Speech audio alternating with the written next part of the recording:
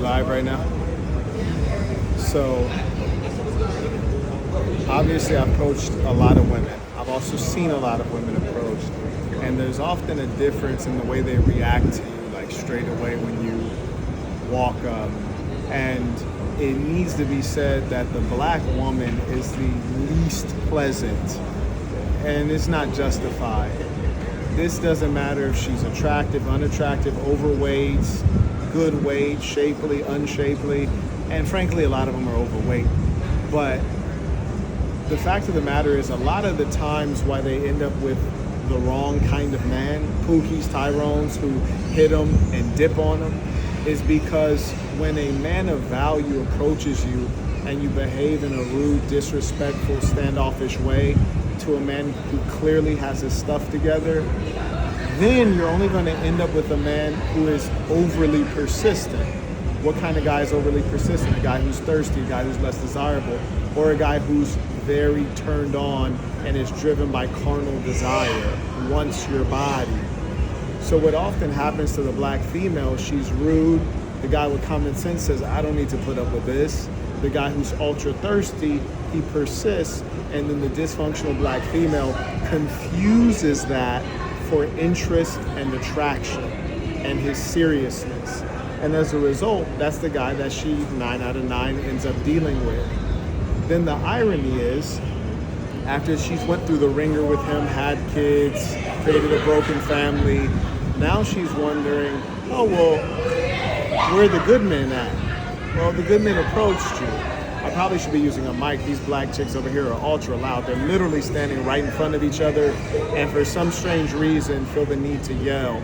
Lack of femininity. Now you might be listening saying, Marquett, why so hard on the black women? It's love. It's like if you have a father who actually cares about you, he's present. While he's there, he's going to give you some discipline and structure. If he doesn't care, he's not going to say anything. Or if he's weak, he's not going to say anything. And what black women have suffered from are weak males. Now here's the kicker with black women. They'll often say, you need to protect me, you need to be a leader.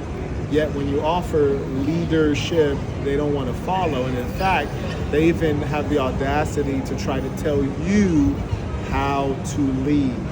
So it turns out that often the issue is not lack of leadership. More often the issue is inability to follow leadership, inability to stand down. Now, is this only the black woman? I've seen it in the Latina. I've seen it in the white woman. Haven't really seen it in the Asian woman. Or let me say, I've not experienced it in the Asian woman. I've seen it, but the majority of Asian women I've dealt with have been, very easygoing and respectful. Same thing is true of Afghans, Arabs, etc. Now, this is not to suggest that there's something problematic in the DNA of the black woman.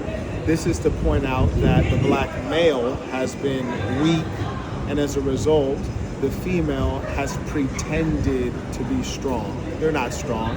This narrative of I'm a strong black woman is completely ludicrous. You're not strong at all. We know because anytime you encounter an issue with your son that you're raising alone, or your man, you're called the police. You're called the white man. You're not strong. When you feel like I'm a single mother doing it all on my own, you try to fleece a man for child support. You're not strong. You can't do it on your own. Those are all lies. That doesn't make the black woman unique. All of the women are lying, but there's levels to this stuff. And I say all of this with the goal of healing. You'll watch other videos where I take time and break down the ways that a proper woman communicates with a man or her man. Simple things such as do not overly question him. At some point, it's the final word. You need to stop talking. Now, one of the lessons you can read in my book, The Black Box, which I recommend you all get. You can get it at Amazon.com. Just type in The Black Box, Marquett Burton. My grandmother taught me something very critical when I was a young man. She said, if you can't whoop them, then you need to stop. You need to stop dealing with them. Which is to say, if you have a problem with somebody and you're going to confront them, you should be able to whoop their ass.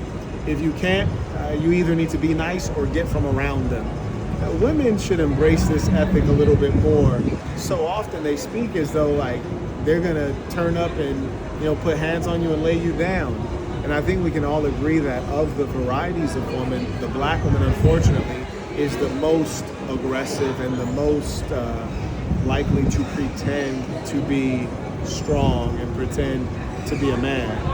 And frankly, some of this behavior is rewarded by weak males of every race. I even saw one dweeb today in my comments. I was complimenting Candace Owens on her debate skills, which I wouldn't want my woman out in the world debating. Some imbecile writes, do you think she'll run for president? It's like, women shouldn't run for president. They shouldn't be leaders. Only a weak male would think such a thing. And there are too many weak males. The problem with women today broadly is that they don't search for men. They search for themselves in men. That's how they end up with effeminate men. They want men who share their sentiments, men who are concerned with stupidity like their nails, their toes. I never met a mentally healthy heterosexual man who ever said, hey bro, did you see her toes? Did you see her nails? Hell nah, that's not what guys say. And so a man who's like, oh, I like her feet, I like her toes, these guys are weirdos. Guys who are concerned with the things that women are concerned with are weirdos. Men who don't set standards and expectations are weirdos. Men who let you dictate to them are weirdos. I can tell you that the truth is the problem is mostly women in terms of how you interact together. Now, in terms of independently, the problem is in both of you because we have a lot of males who are weak leaders, which means smart women are gathering toward the minority of men who are proper leaders, proper providers, and proper guides. The claim of there aren't enough good men, no. You might not know how to identify a good man. You might not be qualified for a good man. You might not be accepted into a good man's family. And most importantly, you might look at a good man and expect him to have the trappings or the circumstances of a man who is not a good man. How much time are we at right now? 7 minutes. Okay. So for example, if a man is a good man, operative term man, meaning adult, reached maturity, the likelihood that he would be single is zero. It's zero. Because if he's attractive, appealing, and a good man, of course he's gonna have a high volume of women who are interested in him. So how could he possibly be single? That's stupid. So either you're gonna find a good man who says he's single, and it's not true, which would effectively kind of make him not so good a man, or you find a man who is single and you're mistaking him for a good man. If he was a good man, he wouldn't be single. Think about it. You went to co-ed school your whole life. Elementary, middle, high school, university. You think a good man, a desirable man went through all those years being around women and did not form any bonds? You'd be a fool to think that. So if you're a woman who actually is thinking about the important things, which is procreating with someone with good genetics, stability, mentally, financially, emotionally, all those things, then you'd be wise to get on the bandwagon with a man who has those things. And on that bandwagon will be probably a pre-existing family.